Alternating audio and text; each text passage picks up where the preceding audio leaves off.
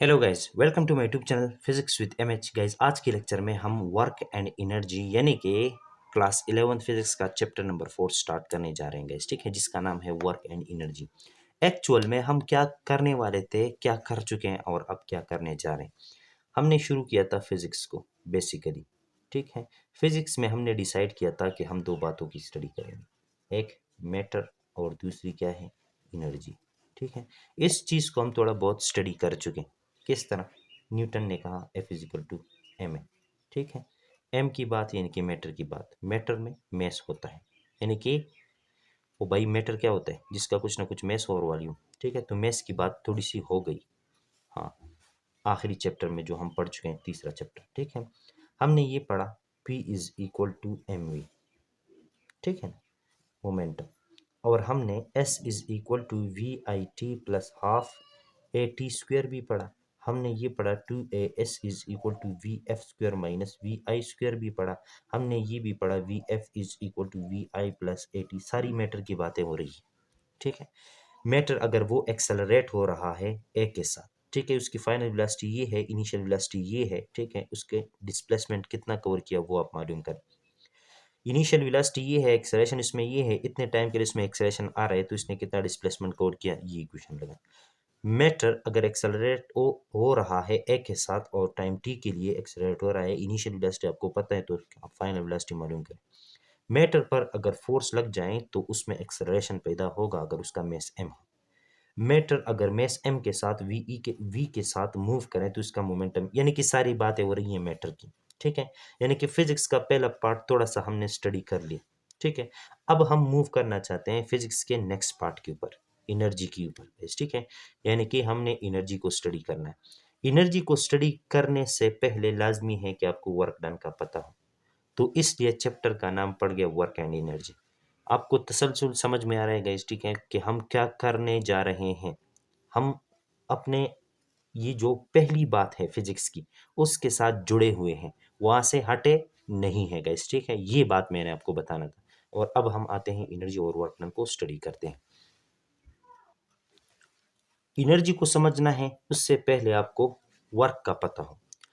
Work done physics की terminology में ऐसे चीज को कहते हैं जब कोई बॉडी के ऊपर फोर्स लगे और उस फोर्स की वजह से वो बॉडी क्या करे, डिस्प्लेसमेंट कवर करे, तो हम कहेंगे कि इस बॉडी पर वर्क डन हो गया। हम कहेंगे इस बॉडी पर वर्क डन हो गया। किसी बॉडी पर फोर्स लगे और वो बॉडी क्या करे, उस फोर्स की वजह से डिस्प्लेसमेंट कवर करें, तो हम कहेंगे कि उस बॉडी पर क्या हो गया, वर्क डन हो गया, ठीक है। फिजिक्स डिस्क्रिप्टिवली चीज़ों को डिस्कस नहीं करता, वो उसके लिए एक मैथमेटिकली फार्मूला इक्वेशन दे देता है। तो वर्क डन के लिए फिजिक्स के पास जो इक्वेशन है वो ये है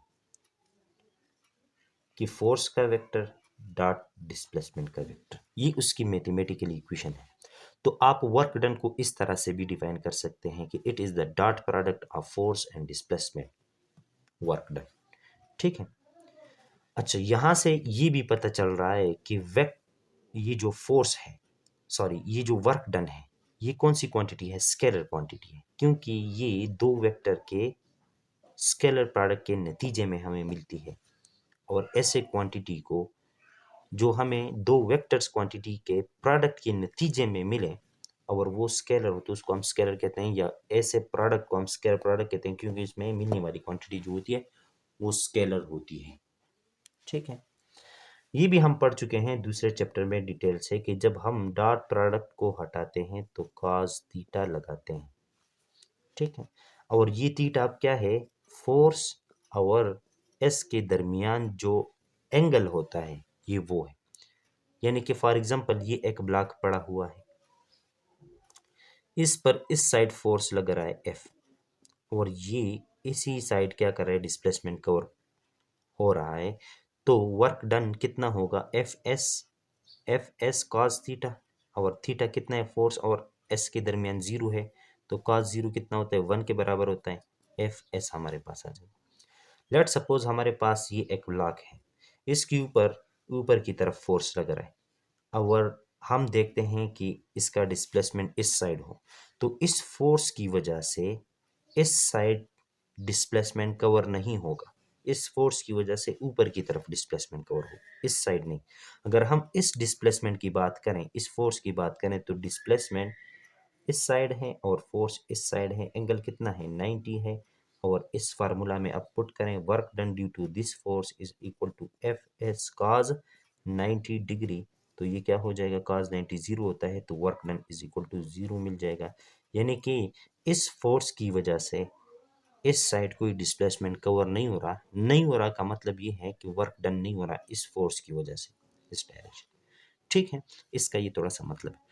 लेकिन इसकी मैथमेटिकली केसेस को डिस्कस करने से पहले इसका यूनिट देखना है कि वर्क डन अगर फिजिकल क्वांटिटी है, चूंकि ये in the result of the product of physical quantities हमें मिल रही है, तो फिजिकल क्वांटिटी है, फिजिकल क्वांटिटी है, मतलब ये है कि इसका यूनिट क्या है। तो पहले इसकी यूनिट की बात करते हैं। देखें, वर्क डन की डिफिनीशन क्या है? The dot product of force and displacement. अगर मैं डॉट प्रोडक्ट को हटाऊं, एफ एस कॉस थीटा लगाऊं, और थीटा को मैं मानूं कि कितना है? 0 डिग्री है, यानी कि ब्लॉक है, इसके ऊपर इस साइड फोर्स लग रहा है और इसी साइड डिस्प्लेसमेंट कवर हो रहा है, तो थीटा कितना है? 0 डिग्री है।